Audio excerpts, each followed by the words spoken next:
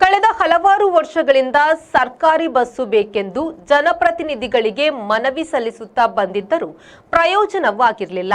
ಆದರೆ ಕಾನೂನಾತ್ಮಕ ಹೋರಾಟ ನಡೆಯುತ್ತಿರುವಾಗಲೇ ಮಂಗಳೂರಿನಿಂದ ಮೂಡುಬಿದಿರೆಗೆ ಸರ್ಕಾರಿ ಬಸ್ಸು ಬರುವಂತಾಯಿತು ಎಂದು ಭಾರತೀಯ ರೈತ ಸೇನೆಯ ದಕ್ಷಿಣ ಕನ್ನಡ ಜಿಲ್ಲಾ ಸಂಘದ ಅಧ್ಯಕ್ಷ ಹರಿಪ್ರಸಾದ್ ನಾಯಕ್ ಹೇಳಿದ್ದಾರೆ.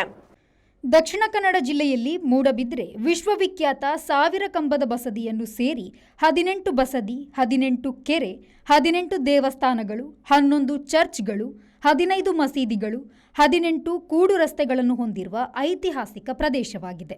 ಇದಲ್ಲದೆ 145 ಶಿಕ್ಷಣ ಸಂಸ್ಥೆಗಳು, 2 ವೈದ್ಯಕೀಯ ಶಿಕ್ಷಣ ಸಂಸ್ಥೆಗಳನ್ನು ಹೊಂದಿರುವ ಮೂಡಬಿದ್ರೆ ತಾಲೂಕಿನ ಜನತೆಗೆ ಸರಕಾರದ ಸಾರಿಗೆ ಯೋಜನೆಗಳಾದ ಹಿರಿಯ ನಾಗರಿಕರಿಗೆ 25% ರಿಯಾಯಿತಿ ಬಸ್ ಪಾಸ್, ಸಾರ್ವಜನಿಕರ ದಿನನಿತ್ಯದ ಕೆಲಸಕ್ಕಾಗಿ ಅನುಕೂಲವಾಗುವ ಸಾರಿಗೆ ಮಾಸಿಕ ಬಸ್ ಪಾಸು, ಶಾಲೆ ಮತ್ತು ಕಾಲೇಜು ವಿದ್ಯಾರ್ಥಿಗಳಿಗೆ ಉಚಿತ ಬಸ್ ಪಾಸ್, ಅಂಗವಿಕಲರಿಗೆ ಉಚಿತ ಬಸ್ ಪಾಸ್, ಸ್ವಾತಂತ್ರ್ಯ ಹೋರಾಟಗಾರರಿಗೆ, ಎಂಡೋಸಲ್ಫಾನ್ ಪೀಡಿತ ವ್ಯಕ್ತಿಗಳಿಗೆ, ಅಂಧರಿಗಾಗಿ ಬಸ್ ಪಾಸ್, ಪತ್ರಕರ್ತರಿಗಾಗಿ, ನಿವೃತ್ತ ನೌಕರರಿಗೆ, ಮಹಿಳೆಯರಿಗೆ ಉಚಿತ ಸಾರಿಗೆ ವ್ಯವಸ್ಥೆಯನ್ನು ಕಲ್ಪಿಸುವ ನಿಟ್ಟಿನಲ್ಲಿ ಸಂಘವು ಸಂಬಂಧಪಟ್ಟ ಇಲಾಖೆಗೆ ಹಲವಾರು ಮನವಿಗಳನ್ನು ನೀಡಿತ್ತು.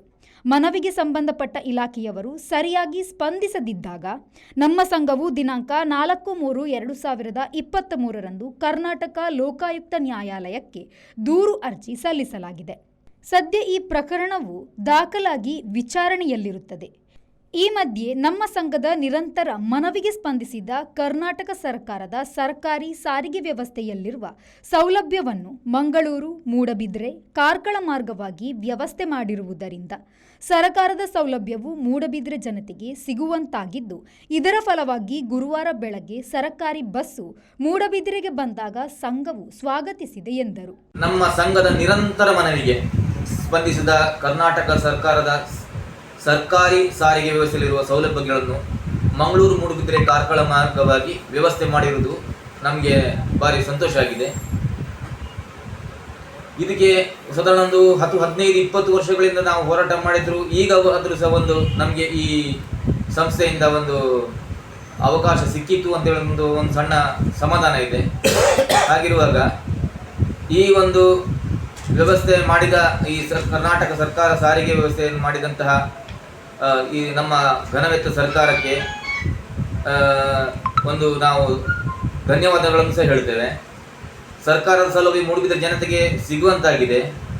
ದಿನಾಂಕ 12 ಅಂದರೆ ಇವತ್ತು ಪೂರ್ವಾಹ್ನ ಸಮಯ 7:45 ಸಾಂಕೇತಿಕ ಸಾರಿಗೆಯ ಪ್ರಯುಕ್ತ ಸರ್ಕಾರಿ ಬಸ್ಸು ಮೂಡುಬಿದಿರೆಗೆ ಬಂದಾಗ ನಮ್ಮೆಲ್ಲ ಸಂಘದ ಪದಾಧಿಕಾರಿಗಳು, ಸದಸ್ಯರುಗಳು ಅದನ್ನು ತುಂಬ ಒಂದು ಸಂತೋಷದ ಮನಸ್ಸಿನಿಂದ ಸ್ವಾಗತವನ್ನು ಮಾಡಲಾಗಿದೆ. ಆದುದರಿಂದ ಲಾಭಿಯ ಮಧ್ಯ ಕರ್ನಾಟಕ ಸರ್ಕಾರದ ಸರ್ಕಾರಿ ಸಾರಿಗೆ ವ್ಯವಸ್ಥೆಯಲ್ಲಿರುವ ಸೌಲಭ್ಯವನ್ನು ಮಂಗಳೂರು, ಮೂಡಬಿದ್ರೆ, ಕಾರ್ಕಳದ ಜನರಿಗೆ ವ್ಯವಸ್ಥೆ ಮಾಡಿಕೊಟ್ಟಿರುವ ಮಾನ್ಯ ಘನ ಸರ್ಕಾರದ ಎಲ್ಲ ಜನಪ್ರತಿನಿಧಿಗಳಿಗೆ ನಮ್ಮ ಸಂಘದ ವತಿಯಿಂದ ಹೃದಯಪೂರ್ವಕ ಅಭಿನಂದನೆಗಳನ್ನು ಸಲ್ಲಿಸುತ್ತಿದ್ದೇವೆ ಎಂದರು. ಉಪಾಧ್ಯಕ್ಷ ಎಂ ರಮೇಶ್ ಬೋದಿ, ಸಂಘಟನಾ ಕಾರ್ಯದರ್ಶಿ ಶಿವರಾಮ್ ಜೆ ಶೆಟ್ಟಿ, ಜೊತೆ ಸಂಘಟನಾ ಕಾರ್ಯದರ್ಶಿ ವಿಶ್ವನಾಥ ಬೋವಿ ಪತ್ರಿಕಾಗೋಷ್ಠಿಯಲ್ಲಿ ಉಪಸ್ಥಿತರಿದ್ದರು. Premashree, V4 news, Moodbidri.